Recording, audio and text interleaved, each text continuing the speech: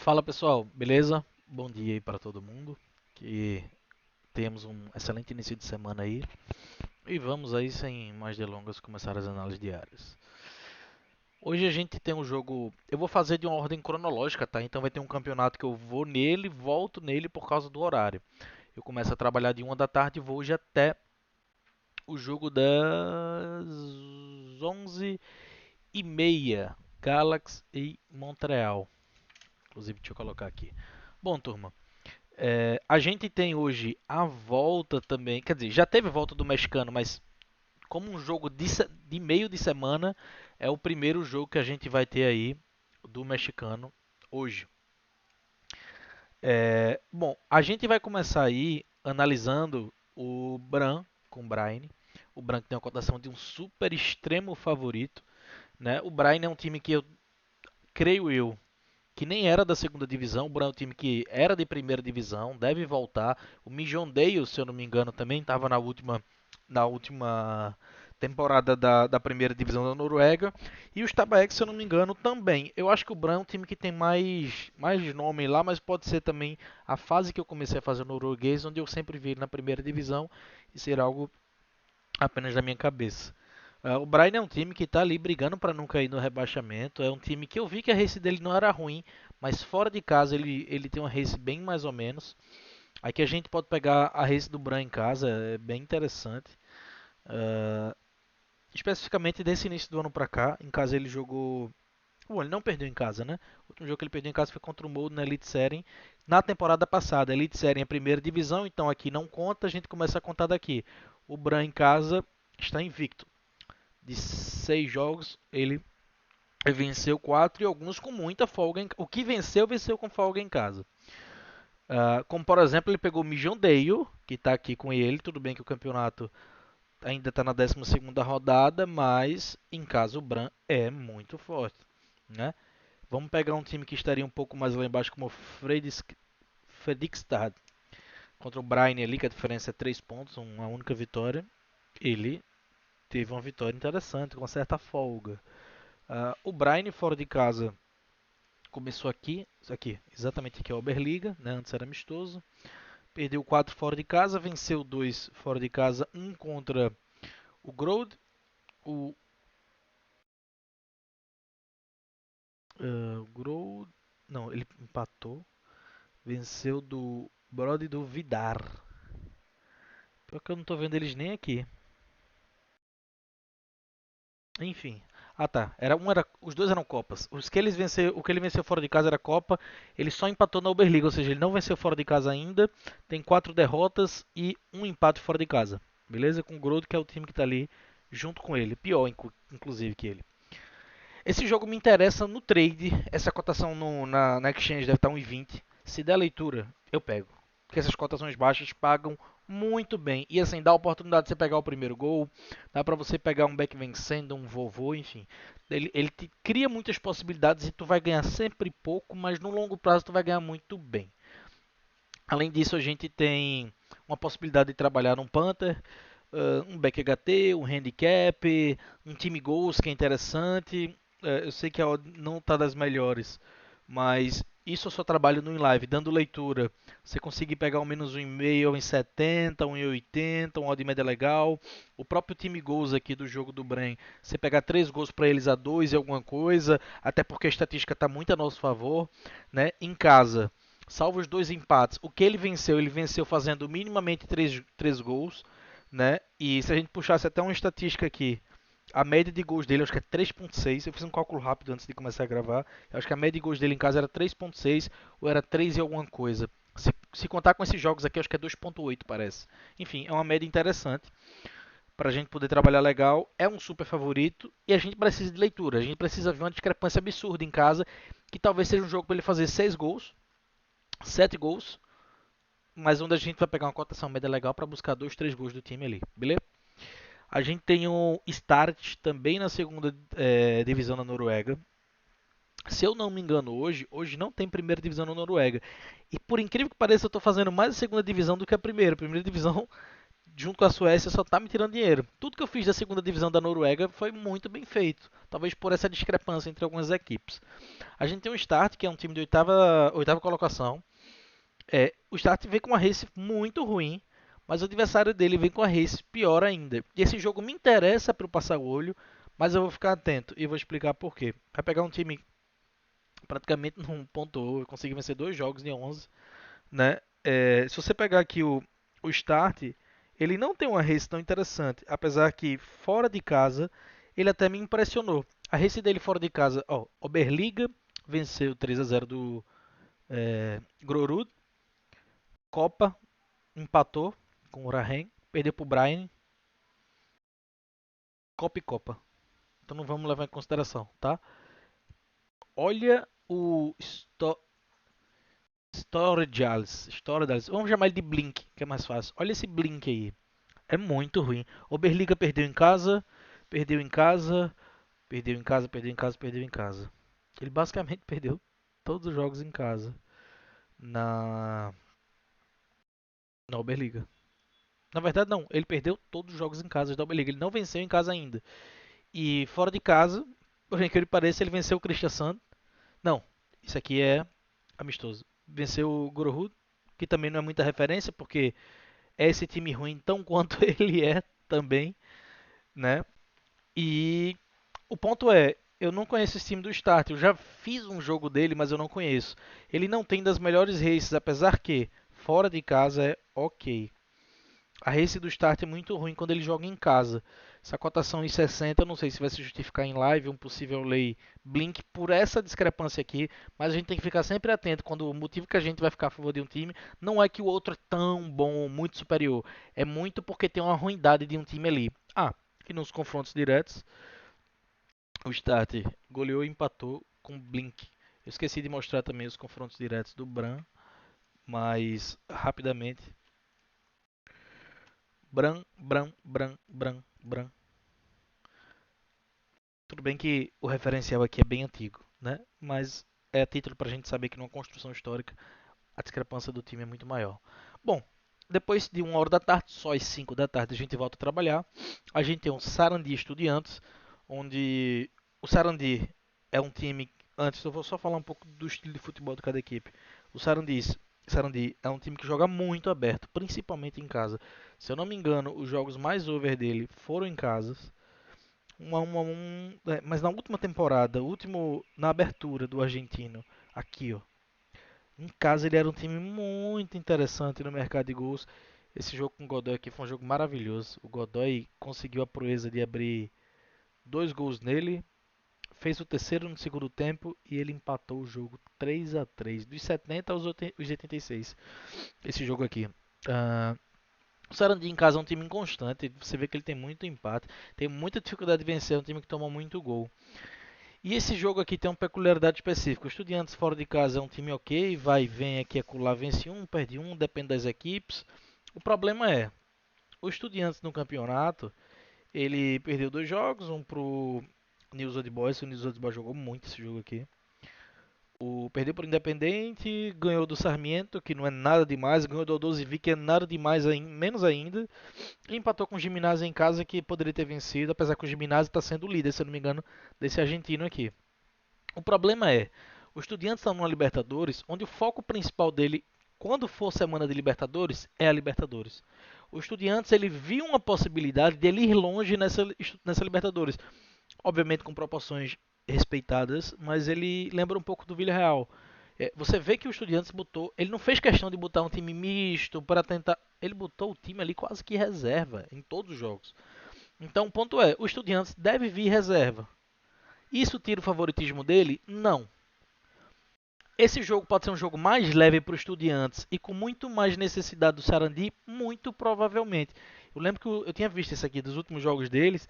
Não era um jogo ruim para gols. Você tinha que tentar trabalhar no momento certo, ver se vai dar leitura. Mas por esse jogo, por parte do Estudiantes, vem com o time reserva e tal, etc. Vai se expor, o Sarandi se expõe. Às vezes é um jogo excelente para trabalhar o mercado de gols, mesmo que algo tradicional, como um 2,5 da vida. Então eu não fico de fora desse jogo. É um jogo que talvez o Estudiantes nem faça questão de ficar com a bola no pé, mas joga esse jogo reativo, trabalha nos erros do Sarandi. A necessidade aqui é do Sarandi de querer alguma coisa no campeonato. O Estudiantes está com a cabeça no jogo contra o Fortaleza. Ele vai fazer bem como o Villarreal mesmo, veio reserva mesmo, não faz questão de botar o time misto nem nada. E pode ser que por isso seja até um jogo bom, né? De toda forma, eu vou ficar atento. A gente tem ainda o News Old Boys e Patronato. O Patronato, que no. Não sei se foi no início do ano ou no final do ano passado, tava mal pra caramba. E o News Old Boys hoje tem uma race muito boa. O News Old Boys deve estar entre as cabeças. Aí, ó, tá em segundo. O Patronato tá ali em sétimo, mas eu acho que assim. Tá ali em 15º, desculpa. Mas eu acho que o Patronato vai ser. Um time que vai ficar igual o último Patronato que a gente conhecia, que teve uma sequência assim de uns 10 jogos sem perder. É um time muito fraco. É igual o Platense, é outro time bem fraquinho. O News em casa é um time muito bom mesmo. Você pode ver aí que o News em é, cadê? Que de outubro, mais ou menos, ele teve algumas derrotas aqui, né? Mas de outubro do 31 de outubro pra cá, ele perdeu 2 jogos em casa. E isso aqui é importantíssimo, principalmente no campeonato, onde às vezes é ganho quem vence mais em casa, né? O News essa temporada deve brigar ali nos playoffs entre as cabeças, deve tentar ficar ali entre os primeiros. O Patronato em casa, fora de casa, não é lá grande equipe. O Patronato, por exemplo, perdeu para o Sarmiento, que é uma equipe extremamente limitada. O próprio Defensa, que não ganhava mais de ninguém, ele perdeu. Aí o Defensa estava mal pra caramba, decaiu. E existe uma fase que era esse Patronato aqui que a gente conhecia. Que era um Patronato do ano passado, era isso mesmo. Do ano passado, início do ano. Que era muito fraco. Fora de casa era horrível, em casa era fora de casa. Então aqui esse News aqui é 1,84, muito me interessa. O News não briga mais nada. O News não joga nenhuma Copa da Argentina mais, não joga mais nada. É foco total no Campeonato Argentino. Então esse jogo aqui tem, ó, é só Argentina até o fim. Tem muito valor a gente trabalhar a favor do News. Obviamente vamos esperar e buscar uma leitura, mas esse jogo aqui é de extremo interesse para eu trabalhar. Um Lei Patronato, um Back News, aqui tem muita coisa boa pra gente, creio eu. Chegando na. Opa, abri de novo o jogo do News. Chegando no Bragantino e Botafogo, deixa eu só confirmar se eu não passei nenhum jogo. É isso mesmo. No Bragantino e Botafogo, a gente vai ter um jogo onde o Bragantino não joga mais nada. Acho que o Botafogo tá jogando só a Copa do Brasil. O Bragantino nem Copa do Brasil mais joga. Não tem para que as equipes virem reservas, porque o Botafogo ainda tem mais um jogo antes da Copa do Brasil. Ou seja, vai jogar com o Bragantino, joga o Cuiabá e aí sim jogaria a Copa do Brasil. Então, se fosse poupar algo, seria aqui, beleza? É, a gente viu que a race do Botafogo fora de casa é muito inconstante. E tem um ponto: a zaga do Botafogo ela tem uma dificuldade imensa. O ataque do Botafogo é um ataque ok, mas é um time que você vê que falta entrosamento, é um time que precisa se encontrar e ainda assim tem muita dificuldade sobre algumas óticas de alguns jogos.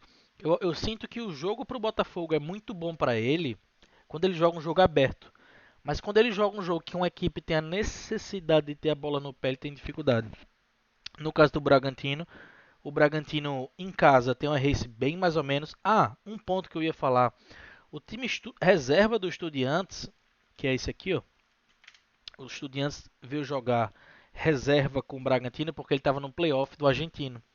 Então, para justificar até para vocês que o time reserva não é um time ruim. Você pode ver aqui que talvez tirando o Dias e o Del Prete, tá, e o Pellegrini. O resto, tudo reserva. Menos o do já. Mas aí não conta, né? O goleiro não poderia contar se fosse um Neuer, mas um goleiro ok, né? Você pode ver que tava o Palavecino, o Zapiola, o Bozelli, o Beltran, tava tudo reserva o time, né? Tava literalmente todo reserva. Ainda assim, o Bragantino titular perdeu. Bom, o Bragantino é um time que eu tenho muitas dúvidas, é um time que eu fico muito com o pé atrás. Venceu do Flamengo. O Bragantino é um time que sabe propor o jogo, sabe ter a bola no pé, mas esse jogo aqui eu fico com o pé atrás. Parece que o jogo que tem tudo pro Bragantino vencer, ele perde, o jogo que tem tudo pro Botafogo vencer, ele perde, tudo pro Botafogo perder, ele ganha. Então é duro, jogo duro. O que eu acho? Em qualquer cenário, isso é um jogo para saída de gols, não é um jogo para 0 a 0. Nenhum cenário. O Bragantino tem uma race, mesmo que fora de casa, bem interessante dos últimos 5 jogos para gols. Salvo contra o Flamengo, que o Flamengo ganhando, perdendo de 1 a 0, não conseguia propor jogo contra o Bragantino. E quando atacava, não tinha um setor de criação decente, era simplesmente um ataque meramente protelatório, porque não tinha perigo nenhum a gol. Eu fico atento nesse jogo, muito me interessa. Tem outro ponto: o Bragantino está lá embaixo. Esses 3 pontos é de extrema importância. Aqui a gente tem 1,65 pro Bragantino, que me pega muito. Não pode um Bragantino ter essa race em casa a 1,65. Nem contra o Botafogo, que a gente sabe que a zaga dele é horrorosa. Mas não pode. Aqui não pode. O ponto é o Bragantino a 1,90 talvez fosse interessante, mas enfim. Fico de olho na correção, fico de olho no mercado de gols. É um jogo muito difícil para ler para live. Acho que o Bragantino vai ser superior no jogo. Se a zaga do Botafogo colaborar, fica um jogo legal, mas não me surpreenderia se o Botafogo também deixasse uns golzinhos, ou ao menos um gol nesse jogo. Chegando no MLS, a gente tem Orlando e DC United, onde aqui eu não preciso nem ver estatística. Aqui eu estou literalmente em casa. O Orlando City, essa temporada em casa, está sendo um time ok, tá? O Orlando City está longe de ter entre os melhores elencos da MLS, está longe de ser o time que vai brigar nos playoffs, mas ele está com um time ok, fazendo o que pode. O DC, há 2 temporadas atrás, era esse time aqui. Ó. O DC há 2 temporadas atrás era muito fraco. O DC tinha um Camará, que era um dos artilheiros da temporada, na última, e ele cresceu muito. Mas há 2 temporadas atrás, o DC era isso aqui. Ó. Tava ali, não em último, mas tava, acho que ele terminou tipo da conferência dele, ali em 11º, então nem tava próximo do playoff, mas também não tava lá embaixo. Tava tipo um Inter Miami aqui, um Atlanta ou algo do tipo. O problema do DC é fora de casa. Ele é muito fraco fora de casa. E o DC é um time que ele naturalmente ele joga um jogo aberto. A gente vê ó, que o Orlando melhorou muito. Eu lembro que teve momentos que o Orlando. Deixa eu ver. É porque não tem. A temporada de 2020 do Orlando. O Orlando tem uma dificuldade muito grande de jogar em casa. Tem um ponto. Se o Orlando joga com um time grande em casa, ele tem muita dificuldade para vencer. E o Orlando é um time que ele está suscetível a tomar gol de qualquer pessoa. Repito, o Orlando é um time que está suscetível a tomar gol de qualquer pessoa. O Nashville não venceu esse jogo porque ele parou de contra-atacar contra o Orlando. O Nashville não venceu esse jogo aqui porque ele deixou o Orlando vir para cima e segurou o resultado porque era a Copa. O jogo estava no final e o Orlando achou o empate no último lance do jogo. Mas o Nashville não venceu esse jogo aqui por isso. Porque ele poderia ter jogado reativo do mesmo jeito que estava e atropelado o Orlando. Como alguns times que a gente vê quando o Orlando perde aqui, ele perde com uma quantidade de gols considerável. Desculpa, o Orlando em casa. Quando ele perde, ele nunca perde pouco. Porque o Orlando se expõe pra caramba, o DC é outra equipe também que se expõe pra caramba. A gente pode comentar aqui, por exemplo, ó, essa race do DC aqui é muito forte. O DC contra o Nashville nesse último jogo, a gente pode pegar aqui é, o Camará, que é o homem que tenta segurar esse time. O Fontans, que é bom também, se não me engano é argentino ele. No Orlando a gente tem o Pato, a gente tem alguns bons jogadores brasileiros. É, o Cara, que é o novo jogador. O Pereira, que é o camisa 10. Júnior U, Saquindelli. Enfim, o problema é que o Orlando tem uma zaga muito fraca e a DC também. Me interessa esse jogo no mercado de gols? Sim, mas eu acho que esse jogo aqui não vai ter cotação para a gente trabalhar o mercado de gols, pelo menos a priori. A princípio eu acho que não. Tá um pouco baixo essa cotação. Não sei se é um jogo para 2,5, apesar que eu acho que sim, porque o DC vai ter que mostrar alguma expressão aqui, porque ele já está com uma vitória de diferença do Chicago. Então vai chegar algum momento aqui que ele não vai conseguir nem prospectar nada no campeonato, porque ele vai ser o último time isolado. Então ele tem que mostrar alguma reação. E tem um ponto. O Orlando vai continuar querendo ficar aqui no playoff, porque o Orlando não sabe o que é brigar mais por um título desde a última temporada, que foi a melhor da sua história ali. Acho que a temporada 17, 18, talvez, eu não estou lembrado agora. Então é um jogo interessante para o mercado de gols e vou ficar atento. Esse 2,5 bem valorizado, um 2,10, uma proporção para 1 me interessa. Aqui tem uma das cotações que eu acho mais errada no dia. Por quê? Porque aqui tem uma conjuntura que não me permite acreditar nessas cotações. O Colorado em casa sempre foi muito forte. Mesmo que esse Colorado dessa temporada, você consegue ver principalmente pelos jogos dele fora de casa, é um Colorado muito fraco. O Colorado contratou os Arts, um dos maiores ídolos da história do Columbus. Teve algumas contratações, mas o Colorado no futebol jogado tá faltando. O Barrios sumiu de campo, não tá jogando mais nada. Apesar que em alguns jogos eu acho até que ele foi o melhor jogador, mas o coletivo do Colorado não estava contribuindo. O Austin é um time que dentro e fora de casa é um time grande. A gente pode pegar algumas derrotas do Austin, apesar de ser amistoso. Foi a crucial contra o Galaxy, foi algo bizarro. O Salt Lake ele poderia ter ganho esse jogo e a do Galaxy em casa, porque ele teve muita dificuldade de jogar contra o Galaxy. Muita mesmo. Só que a gente pode pegar o Austin fora de casa e ver que ele soma os 3 pontinhos aqui e acolá. A gente viu o último jogo do Austin contra o Charlotte, contra o Montreal. Ele perdeu para o Los Angeles, mas conseguiu ganhar do Los Angeles. Esse jogo aqui que eu disse a vocês, cara, essa cotação tá errada. Não pode estar tá 5,25 para o Austin. Por mais que seja o Los Angeles, mas o Los Angeles ele não está jogando com um time ruim. O Los Angeles está jogando com um dos times que, favorito ou não, ele vai brigar ali pelo título em algum momento, né? Mesmo que num playoff ali. E eu comentei que essa cotação estava muito errada e não é à toa que muita gente pegou esse Austin aqui, que inclusive pagou antecipado. Golzinho do Velas 86 de pênalti. Eu fico atento nesse jogo e esse jogo me faz lembrar os times que sempre pagam muito na MLS e dá problema. Esse Colorado a 1,70 aqui não faz sentido. No pior dos cenários tinha que estar algo próximo de 2. Pode ser um jogo para gols? Pode. Não sei o que eu esperaria. O Austin já ganhou em 2021 na casa do Colorado, perdeu 2 jogos. Confronto direto aqui é duro para a gente ter alguma estatística, mas eu fico atento aqui. Pode ser um jogo para gols? Pode. Eu acho que até a precificação tá para gols. Talvez não, por parte do Colorado estaria, mas talvez por parte do Austin não.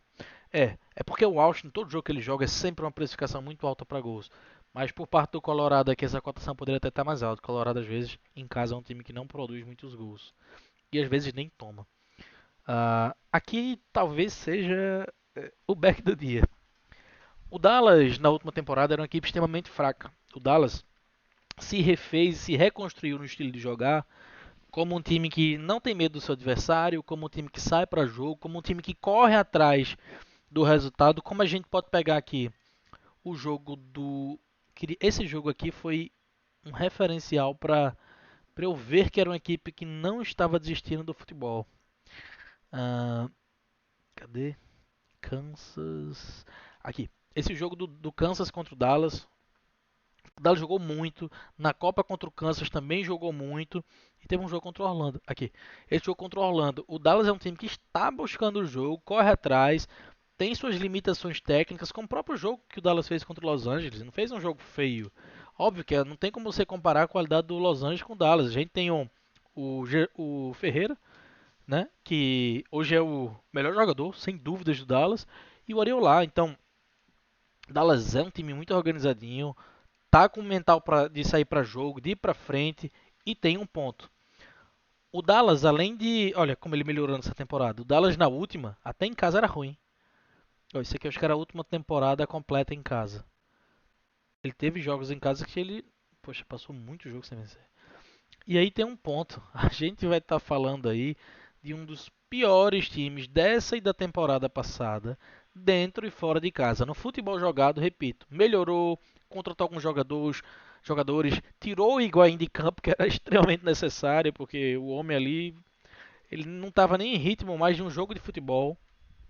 Porém, contudo, no entanto, contratou, por exemplo, alguns jogadores aqui, como qual é o nome do o Campanha, que é do Overhampton, inclusive, acho que está emprestado. O Leicester contratou o Jean Mota, enfim, alguns jogadores, mas ainda falta muito para esse time, sabe? Talvez na próxima temporada ele fique mais organizado, mas é muito fraco. E assim, da forma que o Dallas está jogando, o futebol impositivo que o Dallas sabe fazer. Ó, ele perdeu para o Whitecaps em Minnesota, que foi 2 deslizes, que eu concordo que foram, é para se atentar, mas um time que pega o Seattle o Seattle não jogou esse jogo aqui. Da mesma forma que o Seattle decaiu bastante, esse jogo aqui foi do Dallas. 61% de posse de bola com 39, 7 finalizações. No segundo tempo ele teve menos, mas ele teve 15 tentativas de gols contra uma do Seattle. Literalmente foi uma equipe só jogando, trazendo muita efetividade no quesito de perigo a gol. Eu assisti esse jogo e ele, tanto que os dois gols foram no segundo tempo, dos dois melhores jogadores, o Ariola e o Jesus Ferreira. Que inclusive é o único jogador, depois do Donovan, a fazer 4 gols no jogo oficial dos Estados Unidos. Que foi esse aqui, ó, contra o Granada. É... Bom, eu acho que isso aqui pode ser o back to dia. Eu acho que isso aqui tem muito valor ao favor do Dallas e pode ser algo bacana para a gente trabalhar. Beleza? A gente tem um Colorado com o San Diego Loyal, um jogo da USL aí que eu ia passar o olho. Vou ficar atento. Talvez é muito mais um jogo para gols. O Colorado, se eu não me engano, tem a melhor forma fora de casa. Não, ele tá em quarto, melhor do New México. E em casa, ele é bom. Eu acho o Colorado, num conjunto, o time melhor que o time do San Diego Loyal. O San Diego Loyal é um time que toma muito gol, como nesse jogo do Orange County aqui, a zaga é muito fraca. Ele toma uns gols bestas assim às vezes, mesmo que talvez na estatística ele não tome muito gol, mas você vê que a qualidade técnica da zaga ali é muito fraca. E o ataque dele é bem, bem forte, mas é um jogo bom. Dá uma liga boa aqui. Eu acho que isso aqui pode ser um jogo para gols da USL. Colorado em casa é forte, o San Diego fora de casa não é ruim, mas vou ficar atento, só atento. A gente tem o Pachuca e Querétaro, né, voltando oficialmente agora aí o campeonato. Confesso que eu não tô lembrado da última classificação do Querétaro, mas eu lembro que não era boa. Eu lembro que o Querétaro era um time muito ruim da última temporada. É... Deixa eu dar uma olhada aqui. Pelo site não. Você tem que clicar no Liga MX, né? Pô, enfim. Eu não tô lembrado como o Querétaro tava jogando na última temporada, até pra esse vídeo não ficar muito grande. Já tá, né? Mas pra não ficar mais do que já tá. É, O Pachuca em casa sempre foi um time muito forte. Pra quem não se lembra, o Pachuca é do Ibanez, não é? Deixa eu confirmar aqui. Ó. O Pachuca tava no playoff. É isso mesmo, o Ibanez, do Ibanez Atlético de Madrid, Guzmán. O Pachuca em casa sempre foi um time muito forte. Eu tô lembrado agora dos jogos do Pachuca. É um time que dava um padrão absurdo de back em casa. Opa, troquei aqui. O Pachuca na última temporada, ele ficou ali no meio de tabela mais ou menos, e o Querétaro foi o penúltimo time, quase o último time na abertura ali. O Pachuca jogou muito, foi no encerramento, que ele foi o líder. Ele ganhou o grupo dele no encerramento e o Querétaro continuou ali em último. Minto, não foi em último porque o Juarez conseguiu fazer uma temporada de 11 pontos, mas ele estava ali em segundo, empatado com o Tijuana. O Querétaro é um time muito fraco, muito limitado. Acho que isso aqui não tem nem conversa. O Querétaro não ganha esse. O Querétaro não ganha fora de casa do Santo Antônio da USL no amistoso em 21. Nossa, vamos lá. O Querétaro não ganha nenhum jogo oficial salvo amistoso desde 2021. Ele ganhou contra o Santo Antônio na casa do Santo Antônio, no jogo que ele inclusive tomou 2 gols. É duro. Ele tem muito empate aqui, mas eu acho que um Pachuca contra o Querétaro, o Pachuca deve ser muito superior, porque o Pachuca é um time que dificilmente perde em casa. Tem uma race, ó, chega bonita a race do Pachuca. A última temporada do Pachuca foi muito boa, o encerramento melhor ainda, não é à toa que ele foi o líder do grupo dele, atrás dele só tava o Tigres, né? Então, de fato, o Pachuca é muito bom, até na estatística aqui. 2-2, 2-0 Pachuca, 3-0 Querétaro. É porque foi há 1 ano e 5 meses atrás, né? Os últimos dois referenciais talvez fossem esses aqui, que são há pelo menos de 1 ano, né? Um foi esse ano, 2-2, e outro fora. Esse jogo do Pachuca aqui foi esse mesmo, gol do Ibanez, Chaves, e ele tomou um gol quase no último lance do jogo. Jogo bom. Acho que isso aqui é algo a favor do Pachuca. Esse 1,60 justifica. Pelo Pachuca em casa, poderia ter mais alto. Poderia estar mais alto. Mas não tá ruim, não. Muito me interessa isso aqui para trabalhar no trade até. Ou quem sabe algo no Panta. E por fim a gente tem o Galaxy Montreal. Montreal que deu uma decaída. Perdeu 2 jogos fora de casa. Acabou vacilando na goleada do Toronto. Perdeu pro Austin, né? No último jogo. O Galaxy em casa. Perdeu pro Minnesota. Aquele jogo que ele tomou 3 gols e fez dois com um a menos, né? Dentre eles, um foi do Douglas Costa, eu acho, não foi? Não, foi de Jovelite. É isso mesmo, o último gol. É, o Galaxy, fora essa race aqui, é um time ok. Em casa ele dá umas vaciladas, mas é um time muito ok. Tem um elenco muito bom, Titiarito, enfim, Kevin Cabral, o próprio Douglas Costa, quando ele consegue jogar. Eu acho que isso é um jogo interessante, mas eu tenho dificuldade de ler esse jogo. E vou ficar atento nesse jogo. 1,75 pode estar muito baixa, de acordo com o que o Montreal jogar, como pode estar muito alta. O Montreal é um time que eu fico com o pé atrás. O Montreal jogou com o Seattle e venceu. Ele estava propondo o jogo na casa do Seattle. O Montreal é um time que tem o Kyoto, que é um puta de um centroavante. E o Montreal é um time que ele sabe hoje que ele não é mais um time pequeno e ele tenta brigar com os grandes. Então a postura do time às vezes é diferente. Esse 4 a Montreal talvez tenha muito valor no in-live, como essa cotação do Galaxy pode estar até baixa demais. Mas eu acho que na conjectura atual, essa cotação do Montreal está muito alta. Poderia estar um pouco mais baixa, porque o Galaxy deixou de ser aquilo tudo e o Montreal deixou de ser aquele time tão fraco, né? E é isso, turma. Tamo junto.